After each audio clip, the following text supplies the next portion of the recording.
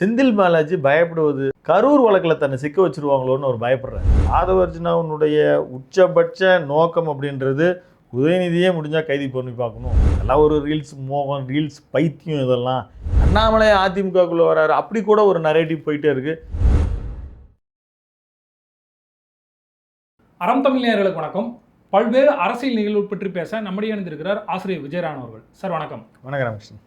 முதல்வர் விஜய் அவர்கள் கரூருக்கு செல்ல தடை இல்லை அப்படின்னு திமுக போட்ட மனுவை இன்னைக்கு உச்சநீதிமன்றம் தள்ளுபடி பண்ணியிருக்கு. இது திமுக ஒரு பேக் ஃபயர் அமைன்னு நீங்கள் நினைக்கிறீங்களா? பேக் ஃபயர் அப்படின்னு சொல்கிறத விட இது பொதுவெளியில் அவர்களுக்கான ஒரு பெயர், என்ன இப்படி பண்ணியிருக்காங்க அப்படின்னு தான் அவர்களுக்கு பெயர் வரும். எப்படின்னா செப்டம்பர் 27 கடந்த ஆண்டு நடைபெற்ற இந்த சம்பவத்தின் போது அதற்கு பிறகு விரைந்து செயல்பட்டது தான் திமுக. ஆனாலும் சட்டமன்றத்தில் பேசும்போது அவர் நேரடியாக இவர் லேட்டாக வந்தது தான் தவறு, இந்த மாதிரியெல்லாம் அவர் மேலே ஒரு சித்திரம் ஏற்படுத்தினார். அவர் பேரை உச்சரிக்கலை, கட்சி பேரை சொல்லலை. இப்போ ஆதவர்ஜுனா அவர்கள் ஒரு மேடையில் அது எப்போ பேசுகிறேன்னா கரூர் எம்எல்ஏ அவர் அங்கேருந்து ரிசைன் பண்ணிட்டு வரும்போது கரூரில் எங்களுக்கு ஒரு கணக்கு இருக்குது, அதை நாங்கள் முடிக்காமல் விட மாட்டோம் அப்படின்ற அந்த வார்த்தையும், நீங்கள் போலீஸ் எல்லாம் வச்சு கொன்று குவிச்சிட்டீங்க அப்படின்னு அந்த இறந்தவர்களுக்கான அவர் சொன்ன ஒரு முறையும் திமுக இதற்கு அமைதியாக இருக்கவே முடியாது. அவங்க அது போய் நீதிமன்றத்தில் நாடி அவங்க ரெண்டு விஷயம் சிபிஐ கிட்ட நீங்கள் பெர்மிஷன் வாங்கிட்டு தான் விஜய்கிட்ட போகணும் அப்படின்ற விஷயத்தில் தான் கோர்ட் என்ன சொல்லியிருக்குன்னா, நாங்கள் முதலமைச்சரினுடைய புரோட்டோக்கால் அவருடைய எப்படி போகணும் எப்படி நடக்கணும்லாம் நாங்கள் சொல்ல முடியுமா? இல்லை கோர்ட்டு நீங்கள் இந்த இடத்துல, அதாவது இது நடக்கிறது சுப்ரீம் கோர்ட்டில் அவர் ஆர்எஸ் பாரதி அவர்கள் வழியாகத்தான் இந்த கேஸ் போகுது. அவர் சுப்ரீம் கோர்ட் இது அரசியல் மேடையாக்காதீங்க, நாங்கள் முதலமைச்சருக்கு எதுவும் உத்தரவிட முடியாது, எப்படி சொல்லணும் அப்படின்னு சொல்ல முடியாது இல்லை. அதைத்தான் அவங்கள அதையும் சொல்லணும். நீங்கள் எஃப்ஐஆரில் அவருடைய பேர் இல்லை அப்படின்னு சொன்னாலும் எஃப்ஐஆரில் இருக்கக்கூடியது ஆனந்த் அவர்கள், அதேபடி சிடி நிர்மல்குமார் அவர்கள், அதேபோல் ஆதவர்ஜுனா பரப்புரை செயலாளர் என்ற வகையில் அவங்க தான் வராங்க.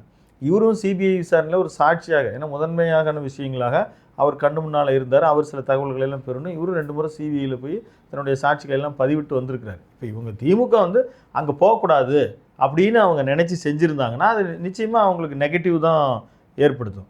அதே போல் இந்த விஷயம், அதாவது கரூரில் மிகப்பெரிய ஒரு பரபரப்பை ஏற்படுத்தியது அப்படின்னு பார்த்துருந்தா அங்கே தாவேக்கா வென்று இருக்கணும். ஏனோ தெரியவில்லை, அங்கே எம்ஆர் விஜயபாஸ்கர் தான் வென்றார். அவரும் இப்போ தாவேக்காவில் நிற்கிறார். அதனால் இந்த விஷயத்தில் திமுக அவர்கள் நடந்து கொண்ட விதம் அப்படின்றது இப்போ அரசு வேலை தரப்போகிறதாகவும் செய்தி வருகிறது. இப்போ அதுக்கு கொடுப்பதன் வாயிலாக நீங்கள் அங்கே இருக்கிற சாட்சிகள் எல்லாம், அதாவது அந்த 41 பேர் குடும்பம் விஜய்க்கு ஆதரவான நிலைப்பாட்டை அவங்க எடுக்கிற கூட வாய்ப்பு இருக்குது. அதுதான் திமுக பயப்படுதுன்னு கூட சொல்கிறாங்க. எப்படி இவங்க ஆரம்பத்தில் எப்போ இந்த சம்பவம் நடந்துச்சு இல்லையா, செப்டம்பர் 27, அதற்கு பிறகு இவர் மகாபலிபுரம் ஒரு ஹோட்டலில் உட்காந்து சந்திக்கிறார். அதற்கு இடைப்பட்ட இடத்துல அந்த 41 குடும்பத்திலேருந்து யாராவது ஒருத்தர் அவன் விஜய்க்கு எதிராக பேசுன மாதிரி செய்தியே கிடையாது. அப்போ அவர் ஆட்சி அதிகாரத்துக்கு வரவே இல்லை. அப்பொழுதுருந்து அந்த மக்கள் அவர் பின்னால் தான் நிற்கிறாங்க, அவர் மேலே எந்த தவறு இல்லைன்னு சொன்னாங்க. அவர் அங்கே பார்த்து அழுது மன்னிப்பு கேட்கும் பொழுது கூட அவங்க விஜய் பாவம் அப்படின்ற மாதிரியான விஷயத்தை உச்சரித்ததெல்லாம் நம்ம பார்த்தோம். அதனால் இந்த விஷயத்தில் திமுக தொடர்ந்து ஏதாவது ஒரு வகையில் நம்மளை நேரடியாக குற்றம் சாட்டிடுவாங்கன்னு அவங்க பயப்படுறாங்க. ஊத்தங்கர எம்எல்ஏ இளையராஜா அவர்கிட்ட பேரம் பேசினதா சொல்லி இன்னைக்கு செந்தில் பாலாஜி அவர்கள் முன்ஜாமீன் கேட்டு மனு கொடுத்துருக்கிறாரு. இது அவர் பயப்படுறாரு அப்படின்னு நினைக்கிறீங்களா? அதாவது தாவேக்கா எம்எல்ஏக்களிடம் பேரம் பேசினார் என்ற ஒரு குற்றச்சாட்டு முதல்ல அசோக்குமார் மேலே தான் வந்துச்சு. 180 கோடி ரூபாய் ஒரு இடத்துல வச்சு பேசினாங்க. இன்றைக்கி திருச்சி பக்கத்தில் நரேஷ்னு ஒருத்தருடைய வீட்டிலேருந்து இந்த தொடர்புடைய ஃபோன் கால்ஸ் எல்லாம் எடுக்கும் பொழுது அவங்க வீட்லேயும் கட்டுக்கட்டாக பணம் எடுத்துருக்குறாங்க. இப்போ நம்ம பேசிகிட்டு இருக்க இந்த தருணத்தில் செந்தில் பாலாஜி நேற்று திங்கட்கிழமை அவர் விசாரணைக்கு வரணும். இந்த தருணத்தில் அவரும் முன்ஜாமீன் கேட்டு மனு போட்டிருக்கிறாரு. செந்தில் பாலாஜி பயப்படுவது நிஜமாலுமே எந்த மாதிரி விஷயத்துக்குன்னா, இதுக்கு கூப்பிட்டு விசாரணை பண்ணி அனுப்பிடுவாங்க. ஆனால் இங்கே தன்னை கூப்பிட்டு உட்கார வச்சு கரூர் வழக்கில் தன்னை சிக்க வச்சுருவாங்களோன்னு அவர் பயப்படுறாரு. ஏன்னா பல வழக்குகளில் இந்த வழக்கில் தான் இவர் நான் பழி தீர்க்கணுன்ற அவர் நினச்சி சொன்னதில்லை. ஒரு செந்தில் பாலாஜி நோக்கி தான் சொல்லியிருக்காரு. அதாவது ஆதவர்ஜுனாவுடைய உச்சபட்ச நோக்கம் அப்படின்றது உதயநிதியே முடிஞ்சால் கைது பண்ணி பார்க்கணும் அப்படின்னு ஒரு நினைப்பு இருக்குன்னு நமக்கு பல வீடியோக்கள் நம்ம தொடர்ந்து பதிவு செஞ்சுட்டு வரோம். இந்த விஷயத்தை பொறுத்தவரை செந்தில் பாலாஜி அச்சப்படுவது அப்படின்றது, ஒரு வழக்குக்கு விசாரணைக்கு போனால் அவர் ஒரு முன்னாள் மந்திரி, இப்பொழுதும் சட்டமன்ற உறுப்பினர், அப்படி அவர் தனக்கு இருக்கிற தகவல்களை எதையோ பேசிட்டு விட்டுற மாட்டாங்க. வேறு ஏதாவது வழக்குலையும் தன்னை பிடிச்சி வச்சுருவாங்கன்றதுனால அவர் அதற்கான ஒரு முகாந்திரமாக தன்னை வந்து அரெஸ்ட் பண்ணக்கூடாது அப்படின்ற முன்ஜாமீனை அவர் எதிர்பார்த்து காத்திருக்கிறார். ஆனால் இந்த விஷயங்கள் இன்னும் நமக்கு நிறைய வந்துக்கிட்டே இருக்குது. அதாவது அனிதா ராதாகிருஷ்ணன் திடீர்னு வந்து என்ன வேலை பேசுன்றாங்க. இன்றைக்கி ஸ்ரீவைண்டு எம்எல்ஏ அவர் சரவணன் வந்து அவர் என்ன இவர்கிட்ட 50 கோடி கேட்டார்ன்றாங்க. இப்போ மாறி மாறி ஒருத்தர் சொல்லிக்கிறாங்க. ஆனால் ஏதேனும் ஒரு வகையில் இந்த செந்தில் பாலாஜி போன்றவர்களாம் தலைமையை திருப்திப்படுத்தணுன்ற எண்ணத்தில் அவங்கள வந்து நாங்கள் பாருங்கள் இந்த முயற்சி எடுக்கிறன்ற வகையில் இவர் வந்து தப்பாக தான் என் கால் வச்சுட்டார். இது வந்து நிச்சயமாக அவருக்கு இது நீங்கள் முன்ன சொன்ன மாதிரி பேக் ஃபயர் வந்து செந்தில் பாலாஜிக்கு நடைபெறும். இன்னும் சொல்லப்போனால் இந்த வழக்கினுடைய தீவிரத்தை பொறுத்து செந்தில் பாலாஜி கட்சி மாறுவார். எப்படி எங்கே போவார்? தாவேக்கா அவங்க சேர்த்துக்கிட்டாங்கன்னா தாவேக்கா என்ன நினைப்பாங்க மக்கள்? நீ இவ்வளோ தூரம் பழி சொல்லிட்டு ஆரம்ப புள்ளியாக இருந்துட்டுனா அதனால் அவர் இப்போ அதிமுகவிலையும் பெருங்குழப்பம் நிகழ்கிறது. பாஜகவை நோக்கி அவர் நகர்வதால் அண்ணாமலை அவருக்கு ஏற்கனவே வாட்சிலேருந்து பிரச்சனையிலேருந்து அவரை தன்னை எதிரியாக பாவிச்சது தன்னை தூக்கி உள்ளே வச்சதுக்கு காரணம் அண்ணாமலை இப்படிலாம் நினைக்கிறார். அதனால் நேரடியாக பாஜகவில் அவர் சேருவதற்கு வாய்ப்பு இருப்பதாக கேள்விப்படுறேன். ஏன்னா அவ்வளோ கேஸ் இருக்குது, அவ்வளோ வழக்கு இருக்குது. ஒவ்வொன்றிலிருந்தும் அவர் தப்பிக்க வேண்டும் அப்படின்னா அவர் வந்து ஒன்று பிஜேபியில் சேர்ந்து தன்னை ஏதாவது அந்த இடத்துல வந்து நிலைநிறுத்திக்கணும்னு அவர் செய்வதற்கு முயற்சி செய்வதாகவும் கேள்விப்படுறோம். ரெண்டாவது அப்படி இல்லைன்னா நிச்சயமாக அவர் இந்த டூரியேஷன்ஸ் இப்பயே உள்ளே போயிடுவார். அமைச்சர் கீர்த்தனா அவர்கள் கோவை சிறுமி பலாத்கார அப்போ ப்ரெஸ் மீட்டை சந்தித்து கடுமையாக விமர்சிக்கப்பட்டாங்க. நேற்று கூட ஒரு அரசு பள்ளி மாணவி கிட்ட போய் உங்களுக்கு இங்கிலீஷ் தெரியுமான்னு அவங்க சிறுமப்படுத்தப்பட்டதாகவும் பல விமர்சனங்கள் அவங்க மேலே வைக்கப்படுது. இதெல்லாம் தேவையா அவங்களுக்கு அப்படின்ட்டு மக்கள் கேட்குறாங்க. நீங்கள் இதை பற்றி என்ன நினைக்கிறீங்க? நான் சண்டே இந்த நிகழ்ச்சி நடந்த போதே நான் வந்து அதை மட்டுமே கண்டனம் தெரிவித்து ஒரு ரீல்ஸ் ஒன்று போட்டிருந்தோம்.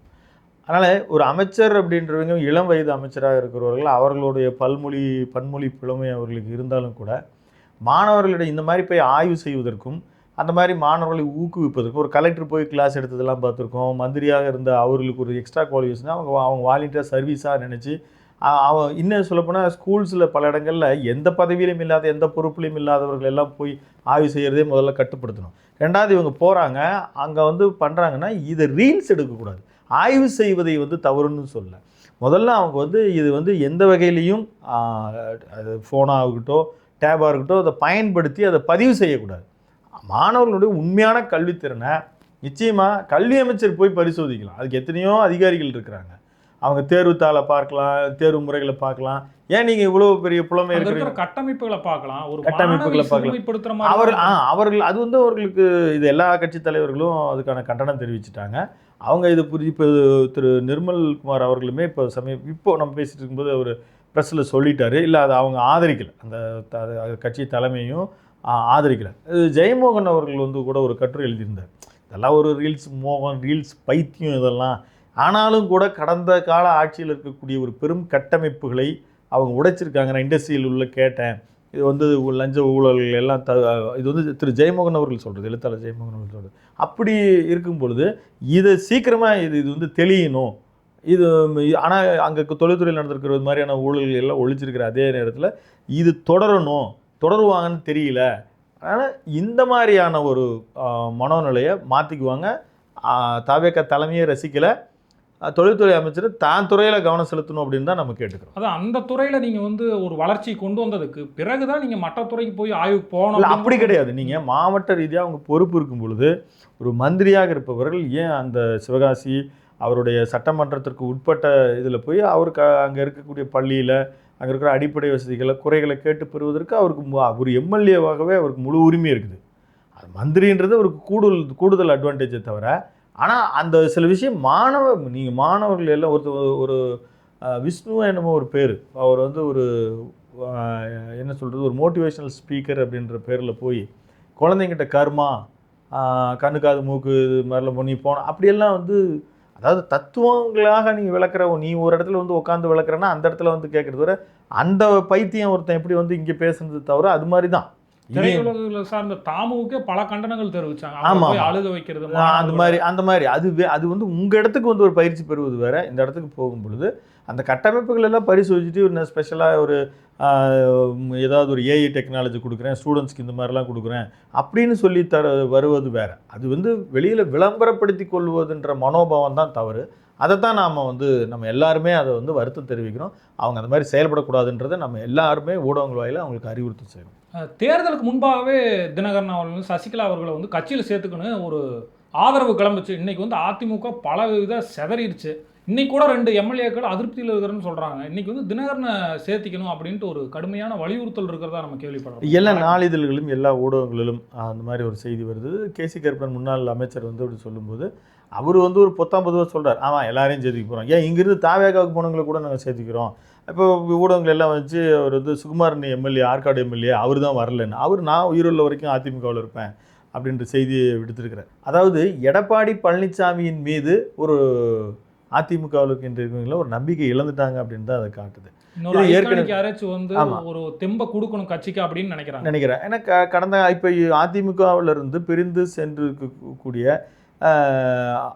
தினகரன் ஆகட்டும், அவங்கெல்லாம் கட்சி கட்டு ஒரு அடிப்படை கட்டமைப்புகள் எல்லாம் அவர்களுக்கு நன்கு அறிந்தவர்கள் அப்படின்னு வச்சுக்கிட்டாலும் அவர் ஒரு ப்ரூவன் ஓட் பேங்க் வச்சுருந்தார். இன்னொன்று அவர் இப்போ விஜயின் மீது ஒரு கடும் அதிருப்தியில் இருக்கார். தன்னுடைய எம்எல்ஏவை பறி கொடுத்தவர் அவர் தான். அதனால் அவர் இப்போ எடப்பாடி பழனிசாமி அவர்கள் வந்து திமுகவோட ஒரு நெருங்கல் ஒரு மறைமுக கூட்டு அப்படின்னு திட்டம் போயிட்டுருக்கு. அதனால் இந்த மாதிரி இணைவுன்றது ரொம்ப ரொம்ப கஷ்டம். அப்படியே ஒரு இணைவு ஏற்பட்டாலுமே சசிகலா பேரெல்லாம் இப்போ சொல்கிறாங்க.